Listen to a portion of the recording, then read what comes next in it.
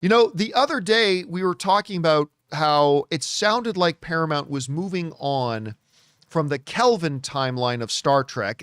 Basically speaking, that means the J.J. Abrams Star Trek stuff. Because there had been talks about them doing a fourth film.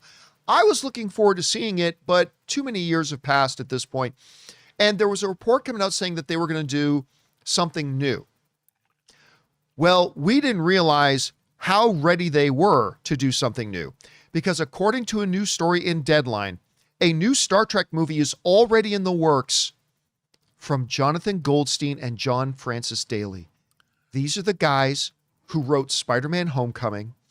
These are the guys who did Game Night, which I love that movie.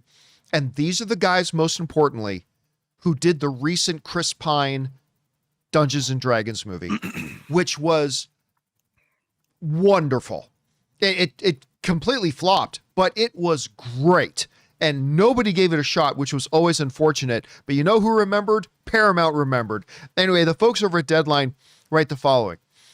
After breathing new life into high-profile IP like Spider-Man, the Spider-Man franchise, and Dungeons and Dragons, Jonathan Goldstein and Jonathan Francis Daly are looking to boldly go where no directors have gone before. Well, many have before, but where no directors have gone before with a popular franchise.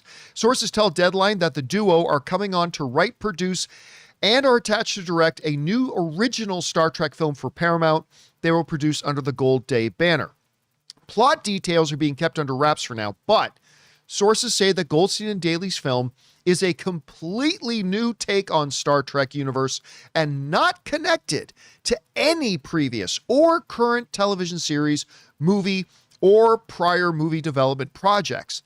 That pitch falls in line with Skydance founder David Ellison's recent comments on an earnings call where he said that the next Star Trek film would not be a sequel in the Chris Pine-led series, but something different with new actors.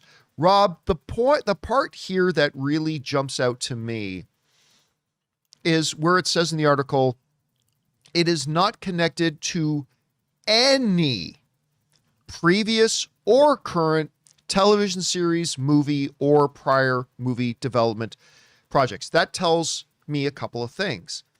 Number one, it tells me that absolutely they've now moved on from the Kelvin timeline. That's done. And again, I'm a little sad about that, but I totally agree it was time to move on from it. But the other thing is, don't expect a new Captain Kirk. Don't expect a new Spock. Don't expect a new Scotty. Don't expect a new Uhura. Don't expect a new Sulu. Don't expect none of that. This is going to be all new, all different. Now, Rob, maybe I'm wrong to make this assumption, but I'm still going to assume that this new Star Trek universe, whatever it is at some point in its history, there was an Enterprise and there was a captain by the name of James Tiberius Kirk. And there was, one of the original Vulcan members of Starfleet in Mr. Spock. I'm going to assume that they're going to still say all that lore is there, but this is either going to be a different time period. It's going to be a completely different crew, I'm not expecting to see another Enterprise. It sounds like they're really going boots to the ground, totally new direction. Kind of in the way, Rob, that I've been saying Star Wars should go. It's like, why are we always visiting the same characters we already know in Star Wars? The universe is vast. And it sounds like that's the direction they're going. Although I still have zero doubt that it's going to center around Starfleet. I still believe it's going to be Starfleet. It's going to be a ship and a crew. But anyway, Rob, to me, though, the highlight, the headline, the main event of this story isn't new Star Trek. It isn't in a different way and a new cast. It's Goldstein and Daly directing it and writing it. 100%. And because you look, even just like the three projects I mentioned, Game Night, which if you haven't seen Game Night, guys, you absolutely have to see Game Night. It's wonderful. They wrote Spider-Man Homecoming, which was, a very daunting task because a lot of people, Rob, were thinking like me. It's like, isn't this like the third reboot of Spider-Man in like 7 years? And yet they did it and they made it fresh and they made it amazing. And most importantly to me, they then took on Dungeons and Dragons. And that's, to me, the most applicable one to this Star Trek series, because you have a franchise that maybe some people felt was a little old in the tooth, a little long in the tooth, had some failed projects, but they found a way to come in, put new characters in it, breathe fresh life into it. They made it engaging and entertaining. Rob, it may not have had a lot of box office success, but I thought the film was wonderful.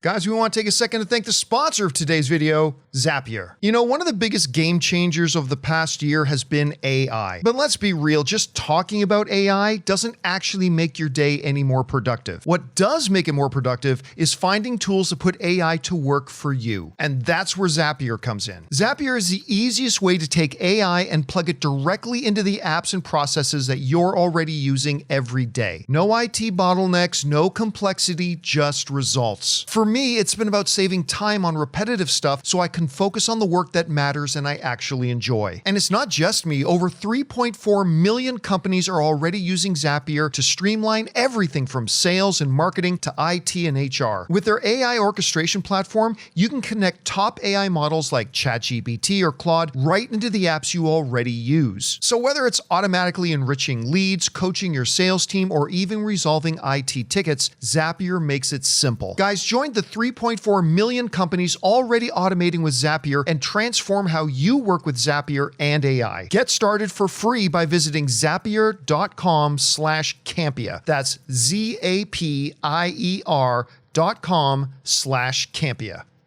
And if you had asked me yesterday, Rob, who could I see directing a new Star Trek film? We could have come up with some names. I never would have thought of them, but I love it. I think it's a wonderful connection. Anyway, Rob, you're the one who saw this story.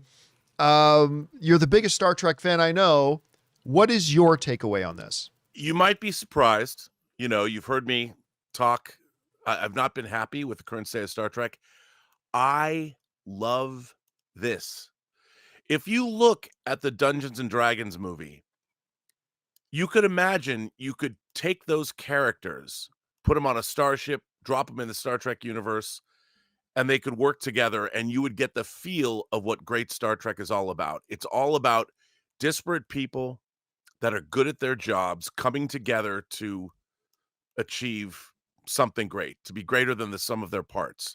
And the whole thing about Star Trek, it's always been, an allegorical science fiction action adventure, but at its core, it's always about what humanity can do once we've overcome our petty differences and reach out into the stars.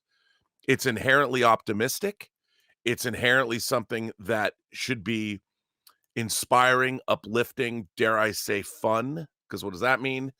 But that's what they can do. They did it with Spider-Man Homecoming. They did it with Game Night. They did it with Dungeons and Dragons. And, John, if you think about the Star Trek universe in a show like Deep Space Nine, all brand new characters, but even within Deep Space Nine, they would have Ferengi stories. They would have Klingon stories. They would have stories about Dr. Bashir and Sloan of Section 31. You had all these different kinds of stories that could be told under the umbrella of Deep Space Nine. Voyager and Next Generation were a little different. But that's what Star Trek is. It's a universe. And what modern Star Trek has done is retread old ground. Everything's a prequel. The Kelvin universe was really the first time Kirk and Spock met. Then you had Discovery, which is a prequel to the original series. Strange New Worlds is a prequel to the original series. And the Star Trek universe is vast. I mean, if you think about it as something that is analogous to our own life, let's call Star Trek, say, the first half of the 20th century, from 1900 to 1950. Well, that exists. That all happened. But you know what that gave birth to? James Bond in 1960. So he starts out as a Cold War. It's still in the same universe, but now you've got a whole new way to tell stories with all new characters that's still set in the same, in our case, the 20th century. But now you've got the Star Trek universe exists, like you pointed out. All these characters exist. They're all out there, or maybe their time has passed and this new Star Trek's going to be set in a different era, but it's still there. I don't understand why they haven't done this before. You start out with brand new characters, a brand new situation, start from scratch, but you've got the universe. Just like with Star Wars, you have an entire universe. Let's go explore. Let's do it. Let's boldly go where we've never gone before with Star Trek. And how are you feeling about the choice of directors here? I When like I and love it. where does it work? Why does it work for you? How are you feeling about it? Well, one, I like the fact that you've got two guys bouncing ideas off one another. I think the fact that look, they have shown that they can. I mean, Game Night was not that movie had some bite. It was hilarious. That was so fun, that movie. What I love about these directors, I think the best thing about them is they know how to work an ensemble. They can take characters that previously exist, like in Spider-Man, or new characters like in Dungeons and Dragons, and they know how to make an ensemble work. And I think Star Trek is best when you have a core group of characters playing off each other's strengths to support the team, so to speak. And if you look at Dungeons and Dragons, people, whenever I do this, whenever I say things like, you could see Dungeons and Dragons as a Star Trek movie. And now what I mean by that is what the core characters are trying to accomplish in the film. Imagine characters like that trying to do something similar, but in space instead of in a medieval magic-filled environment on Earth. So I think that they're the perfect guys. Star Trek needed new blood, needed a new approach, needed somebody. And most of all, it has to be entertaining. Yeah. And I think they're great. I think they're a great choice. They're a breath of fresh air, and I'm all in. I'll go all in on these guys. I just hope they've announced so many creative teams coming in to Oh, do yeah. I mean, there's been so many people that came and went to develop Star Trek 4 over the last 9 years. Not None to of it mention happened. Tarantino. Like, remember, Tarantino was the name there that was attached for a Yeah. while, and they had a couple of others. And maybe this will work out to be the same way, but it kind of sounds like they've already a little bit down the road. It sounds like, they're Oh, saying they're yeah. keeping the details in the wrap. It sounds like they've already got their details. So it's exciting to hear. Anyway, guys, question is for you.